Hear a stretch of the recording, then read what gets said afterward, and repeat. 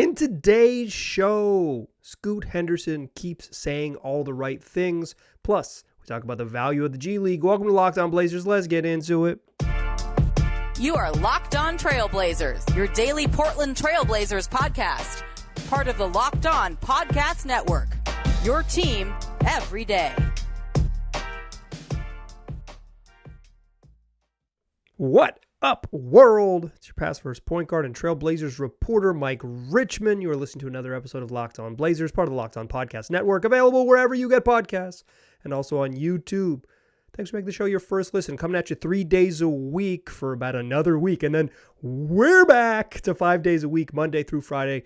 So tell your friends and make Locked On Blazers your first listen. It's your team every day. Today's show got a fun one for you. We're going to talk about Scoot Henderson, who keeps saying the right things. The dude just has superstar qualities, and we'll talk about them in today's show. Then we'll talk a little bit about the value of the G League, the Rip City Remix. The Blazers G League team has released its inaugural schedule, and we'll talk a little bit about the schedule, but a lot about how I think the G League will be valuable to the team this year. And then I want to close the show talking about the G League Ignite. This is the most talented team in the G League in terms of NBA potential. They're probably not going to be the most successful team in the G League, but in terms of churning out prospects, the G League is the incubator to do that. It's kind of the reverse of the rest of the programs. We'll talk about that to close the show. But let's start here with Scoot. Bill Oram, columnist for the Oregonian, wrote a story today about Scoot Henderson and sort of his readiness, willingness, and the qualities that make him capable of taking over for Damian Lillard. I'm not going to recap the story too much because I respect Bill a lot as a writer. Subscribe to the Oregonian if you want to read it. It's a good one. You should enjoy it. It took place in an Indochino. Bill had to go to one of those custom order suit places to get the story done, so you can go behind the paywall to read it if you want. But what the story focuses on is that the inevitable is coming. At some point, the Blazers are going to trade Damian Lillard, whether that's in the next month or whether that's in the next 4 months. The relationship is over. It's very clear that the team is moving in another direction. Dame is ready to move in another direction. And because that's happening, Scoot Henderson is the guy who's going to kind of step into that role. He was, in many ways drafted to replace Damian Lillard. I think in some ways there's the forgotten Anthony Simons, the guy he was promised to be the future, and maybe Ant steps into that and kind of changes the calculations here, but that's not for today, right? It's not for today. Scoot is the third overall pick, touted as a potential generational talent, although I think that word is thrown around a little too much. But a very talented player, likely someone who I think, if he reaches what is the expectation for most guards, and I've said this in a show previously, or a couple shows previously, but lead guards that have been drafted in the top 5 in the last 5 drafts, the vast majority of them, by the time they hit their third season, have made an all-star team. Others have made beyond that, made all NBA teams, right? Like Scoot is drafted to be a star, and folks in recent drafts who have been in his position have grown into stars relatively quickly. I mean, throw a name out there. They're on that path. Anthony Edwards, Darius Garland, and those types. LaMelo Ball, to name a few. Right?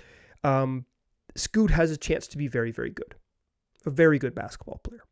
But what the focus of this story is, and I think what makes Scoot special, is he has the intangible stuff to be a star in the league. You can be a star and not have any of the intangibles. Kawhi Leonard was, for a brief period, pretty clearly the best player in the NBA, right? And that dude doesn't have any of the intangibles to become a star or to be like a superstar, right? It's just like basketball stuff. Basketball's basketball, right? But the intangible things that can make you a franchise leader, something that Kawhi is not, very clearly not. Like an anchor, or someone who's kind of be sort of the emotional control of a team, or emotional sort of that pulse of a team, and someone who can do the soft stuff, connect with the community, be part of the brand in the way, quite frankly, as Oram points out in his story, that Damian Lillard has been, right? Like, that's what makes Dame so special, is that he is one of the 75 greatest players of all time. Like, he is a future first ballot Hall of Famer, and he's also just like deeply connected and rooted in this community. Even when he leaves, like Dame is gonna be part of this community. It's what makes the breakup kind of weird. But Scoot has those qualities, and he talked about it in the Oregonian. He's, that he wants to be here. He couldn't be in a better spot. He landed in the best spot possible for him, and he's here to stay. Some of this is the saying the right thing type of cliches that folks like me eat up, right? I'm some corny doofus with a microphone. I love the cliches.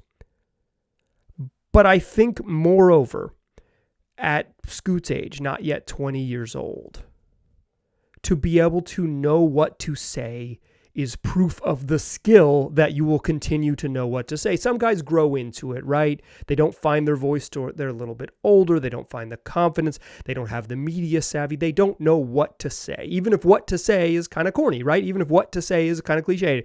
I'm going to be here forever. We're going to make the playoffs, all the sort of Scoot things that come out in the story. But Scoot has the sort of intangible gifts. I think he's going to be a really good basketball player, but what could take him to that next level and could make him sort of that face of the franchise type of icon is that he has this sort of the juice, like he's got the goods, the verve to be compelling to folks who do things like I do, tell the story of the team in one way or another, albeit at Indochino or in their basement, wherever they end up doing it. I've joked before, I'm a fancy aggregator, but I am. You can tell I'm wearing a collar tonight if you're watching on YouTube. I'm the fanciest aggregator. But Scoot has that ability to be compelling to the fancy aggregators and the professional journalists alike. And if his game backs it up, this is what you build franchises on. This is the type of personality, the type of traits that you can say, this dude gets it. It's what makes Damian Lillard special. It's like from the moment he arrived, he got it, and he had a real sense, and then he was excellent. And if you combined getting it, understanding what it takes to say the right things, be about the right things, and then play really well, you can be a super duper star. You can be that sort of franchise pillar, because you can be a thing to build on and off the court as a personality and an entity and a wonderful basketball player. You can be one or the other and still have a very successful career, but the combination of both is what makes Scoot special. He's ready to be the guy in a way that many youngsters aren't ready to be the guy, right? Like Scoot has it. He has it. Whatever you might think it is, Scoot's got it, and he's got it in spades. And so I encourage you to go check out that story that Bill Oram wrote in the Oregonian to see more of what makes Scoot Scoot and what makes him ready to be the guy. When Dame leaves and the void is there, at 19, I don't think you can be like the vocal leader of a team. But in the way that Damian Lillard, he was older, but as a rookie, he wasn't ready to be that voice and be that guy. But he had all the skills to take over that mantle. And when it was there for him, when LaMarcus left and Wesley Matthews left and those louder veteran voices left, Dame stepped into it easily and guided a team that was successful and made 8 consecutive postseason appearances. Bang. Simple as that. He's ready. And Scoot has the intangibles to be that. And we'll see when it sort of comes around for him and what that looks like. But Scoot's got it. Scoot's got it. And I've said it before about him, and this just hammered it home for me. Kid's got the juice. All right. You know where Scoot came from? It came from the G League. The G League Ignite, in fact. And the Blazers, they got 4 games against the G League Ignite this year. Not the Blazers, the Rip City Remix, the Blazers' new G League affiliate that will play its first season this year at the Child Center in North Portland on the campus of University of Portland. Got 4 games against the G League Ignite this year. I want to talk about the season, the schedule coming up for the Rip City Remix and the value of the G League, sort of through the lens of Scoot a little bit. And that's what we'll do in the second segment. Join me there, won't you? But first, let me tell you about FanDuel. The NFL season is here. We've made it to the opening week. In fact, I'm recording this after the first game of the NFL season. It is real deal Holyfield here, so why not go over to America's #1 sports book, FanDuel, so you can win some money and even get some bonus bets while you're doing it. New customers to FanDuel can bet $5 and get $200 in bonus bets guaranteed. Plus, all customers who bet $5 will get $100 off NFL Sunday Ticket from YouTube and YouTube TV. Now's the best time to join FanDuel. The app's easy to use. You can bet on everything from spreads to player props to live game odds and more. You're going to find it all on the FanDuel app. But first, go to FanDuel.com/lockedon and kick off the NFL season with an offer you won't want to miss. That's FanDuel, an official partner of the NFL. All right. Rip City Remix, playing basketball games, the G League. Scoot Henderson, a product of the G League, spent 2 years playing for the G League Ignite professional basketball, seasoned, a 17-year-old in the G League, getting ready to, preparing for exactly this, right? To be a top 5 pick, to be a star, to be a franchise pillar, to get the absolute best experience he can, to be what I think he can be, which is the dude. I don't know if he's going to be the dude right away, but he has the skills to be that.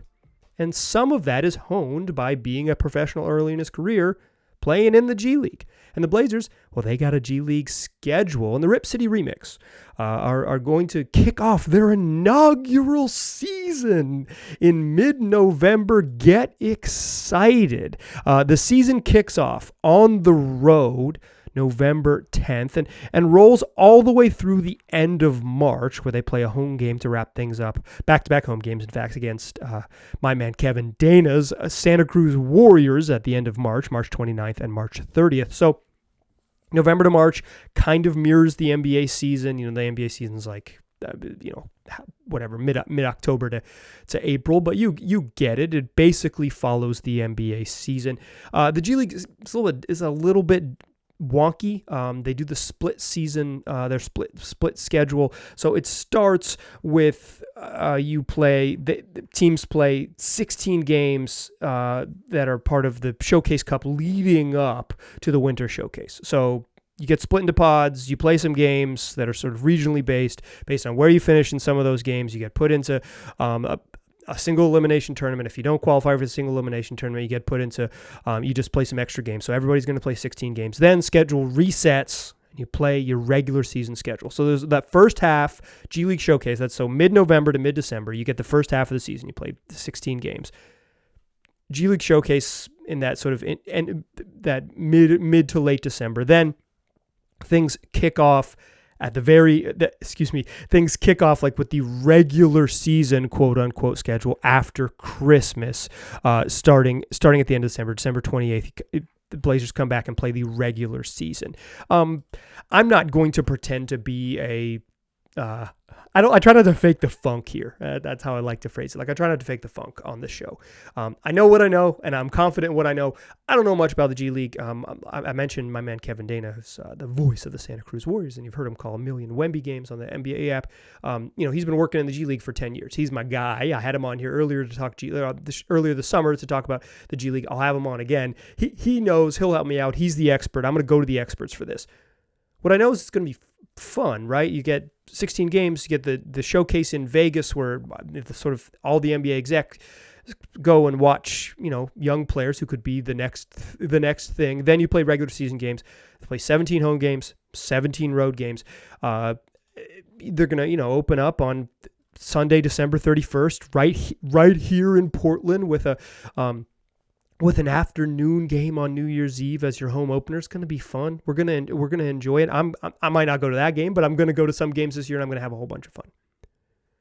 When the roster gets announced and we get a little closer and I see this in person, maybe we'll talk about the ins and outs and sort of basketball stuff of it. I'll try to, it'll be certainly part of the show all year long, but I really want to talk about how I think the G League is valuable a little bit. It is not the place where prospects the level or players the level of Shaedon Sharpe and Scoot Henderson should cut their teeth. Those players are too good, and they should be in the NBA even if they're struggling playing against NBA competition. The G League is for the Ryan Rupairs. It's for the Ibubajis. It's probably for the John Butler Juniors, right? It's for guys who are going to be outside the NBA rotation and really just aren't NBA quality players yet, or aren't even fringe NBA quality players, and don't profile to be like you're hoping that they turn into NBA quality players, but they're just not there yet. That's the place for the G League. That's how it has value, is that you can get guys in your system using the same language, running the same plays, the language like terminology for stuff like blue is switch the screen, black is don't switch the screen. So the screen comes up, blue, blue, blue. You get to the NBA, blue, blue, blue. You're getting the same language, right? You run the same system, the same plays, same terminology. This is the same. That's what I meant by language there. Like there's real value in that, right? They're going to practice at the team's practice facility in Tualatin. So they're going to be around the NBA guys and be around the NBA coaches, and they're going to get, right? There's a real value in development there. But it is a place to hone the skills of role players, right? It's a place for, Ryan Rupair might eventually end up playing regular NBA minutes, depending on the way the Blazers season goes. But early in the year, I don't think there's room for him in the rotation. Great place to have a guy like him. Hey, we want him in the system. We want him in the building. We want him learning how we do things and what we're trying to do and what we're trying to accomplish. Get him playing 16, 17 G League games before Christmas, and then he can play on the back half another 35, and he can, even if he doesn't play in the NBA at all this season, you're talking 50 games, right? Like you're really, you have an opportunity to really get a bunch of minutes for folks. Ibubaji, who looks like he has some skills, but it's just like not there yet in terms of NBA talent. Get him in a place where he's with your coaching and playing a whole bunch of games. The Blazers didn't really use the G League last year. They didn't send John Butler Jr. They sent him briefly to the G League a couple times. So they never sent Baji because they wanted him in their building. It's how they've done it, how they did it under Neil Olshey and how they did it now. It's like they didn't value the G League because they wanted it. They preferred the in-house development. Well, the Blazers now have in-house development in the form of the G League, and I think there's real value there. It is not a place to hone stars' skills, right? Like players that are going to be rotation players go to the G League to just like get their sea legs, right? Like you just like, hey, you twisted your ankle and you missed a weekend. You're going to do, or maybe you missed 2 weeks. You want to play a game in the G League or go practice with the G League team to kind of get back there. I think we'll see a lot of guys maybe get sent down just for a practice as they're rehabbing and stuff like that. Other teams, notably the Milwaukee Bucks, use their G League affiliate in a similar way. There's value in having that. It is not the place where stars are sharpened into diamonds. I don't know why I mix metaphors of stars and diamonds there. Could have started with diamonds, but hey, that's what happens when you don't have a co-host. But it's not the place. It's not the place to polish the gems.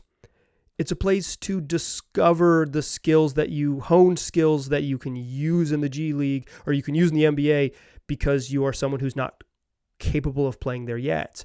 It is where fringe guys prove they are ready to be above the fringe and in the rotation.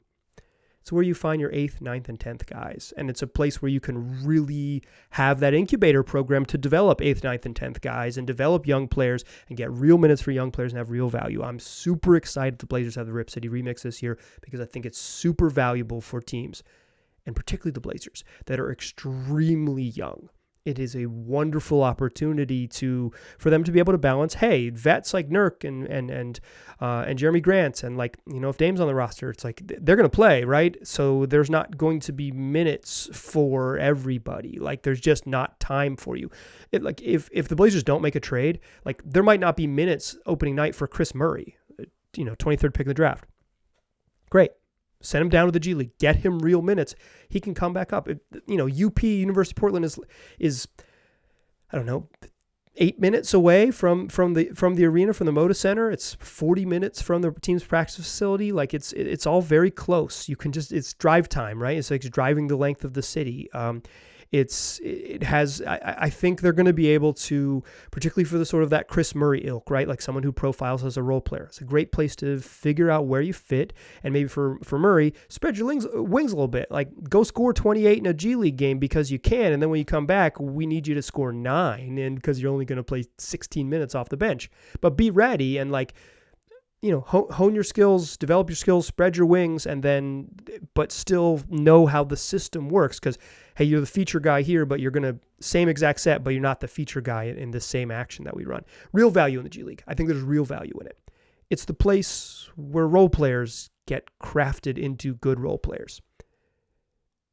Except the G League Ignite, which is an incubator program for increasingly lottery picks, and particularly this year where the G League Ignite might have the top 2 picks in the 2024 NBA draft. They come to Portland in January 22nd and January 24th. They'll be here. That's going to be a crowded game. This is the most talented Ignite team that they've had. This is the team that Scoot played on the last 2 years that made him the 3rd pick. Let's talk about the G League Ignite and the reverse of the G League, the team that cultivates stars in a program that is otherwise, or a league that is otherwise, for crafting role players. Join me in that 3rd segment, won't you? Still a pass, first point guard. I'm still Mike Richmond, and you are still listening to Locked On Blazers. Okay. I talked a lot about the value of the G League. I see it for teams as a place to get guys who are on the fringe of the rotation enough playing time and enough confidence to move from fringe to real deal Holyfield players. But that's for a team affiliate. That's for a team that can send rostered NBA guys down there like Ryan Rupert, like potentially Chris Murray, like Keon Johnson, like whoever it might be who needs minutes who otherwise isn't getting them. There's plenty of midweek games that you can say, hey, you're going to be with the remix tonight, or or whatever it might be. But those are for team affiliated. Those team affiliated programs. The Remix are a direct affiliate of the Blazers, and 29 teams have direct affiliates. Only the Suns don't have one. There's 2 other teams in the G League, including the G League Ignite, which is an incubator program for stars. It is an alternative to to college, right? It is the route that really good young teenage prospects can go, develop their skills, play at a professional level, play in an NBA style game, and then get to the next level. And it is produced, like most recently, 4 draft picks in the 2023 NBA draft. Scoot goes 3, and then they had some second rounders. Leonard Miller went 33 to the Wolves. He looked really good. I think Leonard Miller might be a player at 33. He's really interesting.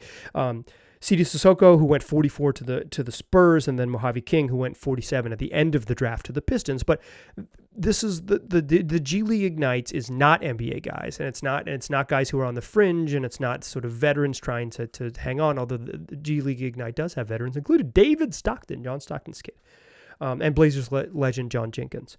But like the G League Ignite produces like pros, Jonathan Kuminga, Jalen Green, Dyson Daniels, Marshawn Beauchamp, second rounder, but he looks like he might be a player, Jaden Hardy, who plays for the Dallas Mavericks.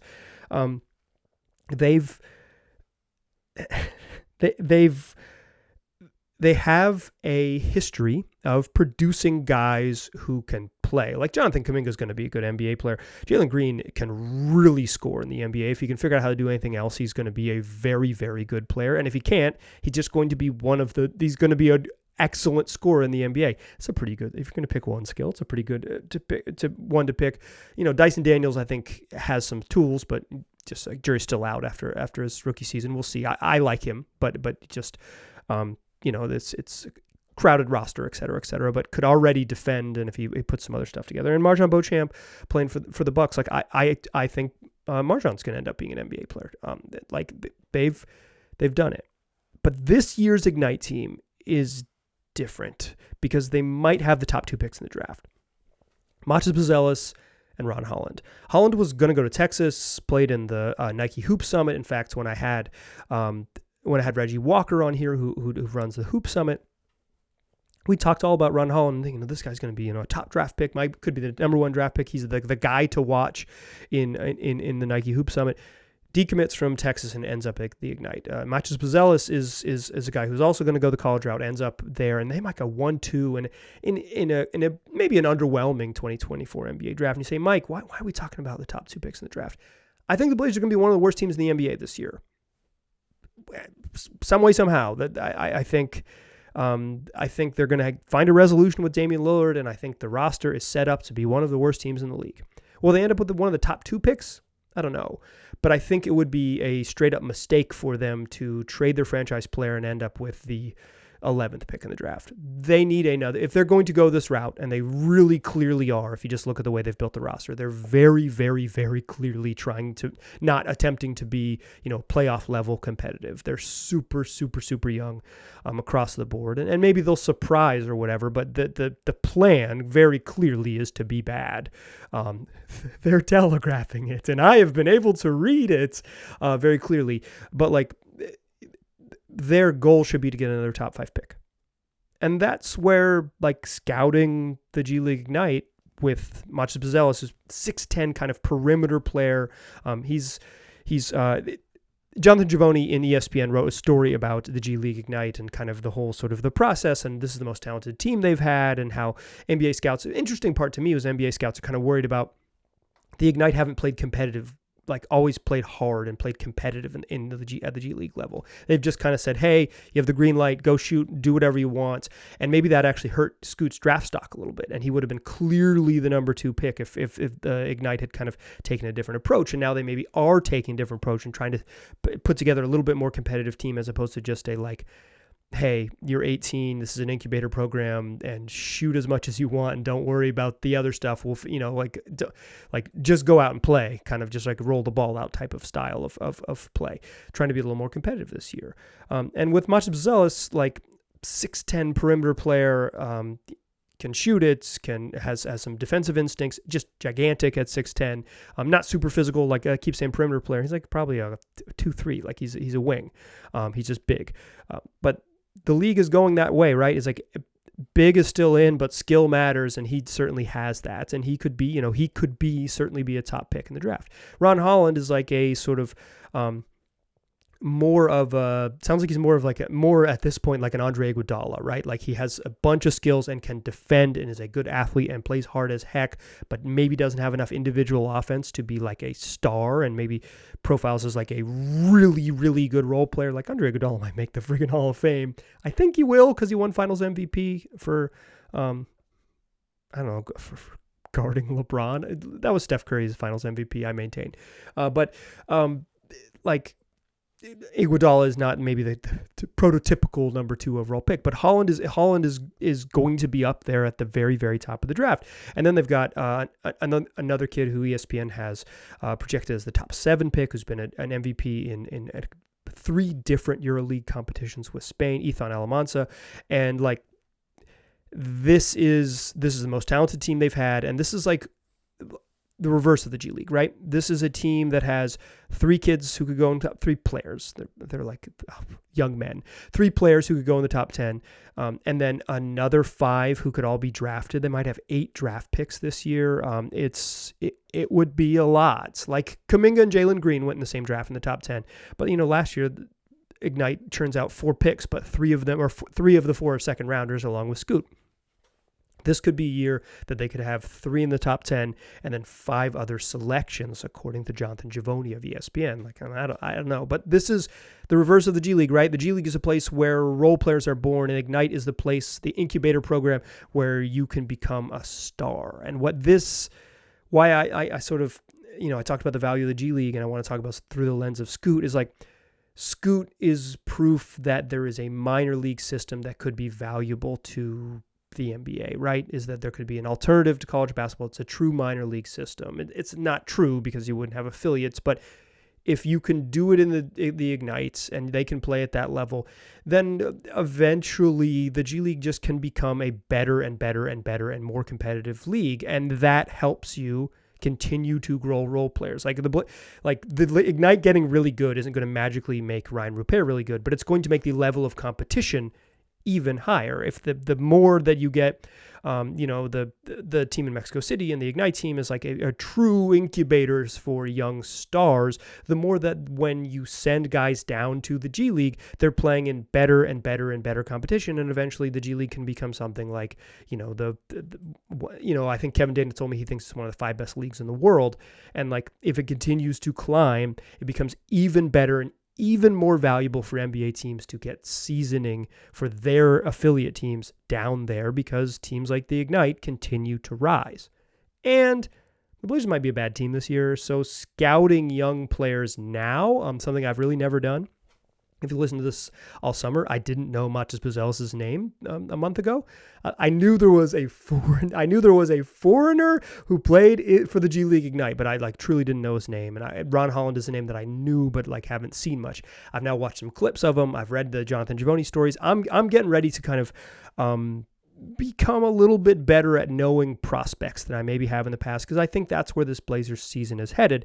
And I want you, dear listener, to not set your expectations so low. This team's going to suck, and not fight me on this. Mike, well, you're a hater. I want you to be ready for if this team struggles a little bit to be able to be excited about other stuff. The fun part of basketball is basketball. So if the Blazers NBA team is struggling, to look to the G League. How, what are they doing? To look to the best players in the upcoming draft who are going to come through Portland at the end of January, and the Blazers play them twice in Vegas prior to that January meeting, and see your G League team and say okay, these are the best young players. The way that if you watch the Scoot Henderson, Victor Wembanyama showcase in Vegas, that it was these dudes are really good, and I got excited about Scoot. We're doing a little early. We're getting a little early on the excitement. My thoughts on the G League. Guess what? Next week, it's here. We're doing player previews as we roll into training camp, which begins in early October. We'll preview every player on the roster, Blazers roster, talk best case, worst case scenarios, project their role and what we expect from them in this upcoming season. I've done this every year. I think it's four consecutive seasons of doing it. I think they're really useful capsules for getting ready for the season. And then when we get to the end of the year, we can kind of look back and think about what we thought way back when. So that'll be coming next week. Next week is the last week of 3 shows. We'll have three shows next week, and then we'll be back 5 days a week, Monday through Friday, wherever you get podcasts, also on YouTube. Tell your friends about this. Tell your friends. If you're listening to this in September and you're getting hyped for the season as we get close, tell them to listen to Locked On Blazers, and tell them to just open up their phones and whatever podcast app they use, search for Locked On Blazers. You will find us. They will find us. I appreciate you listening. I'll talk to you soon.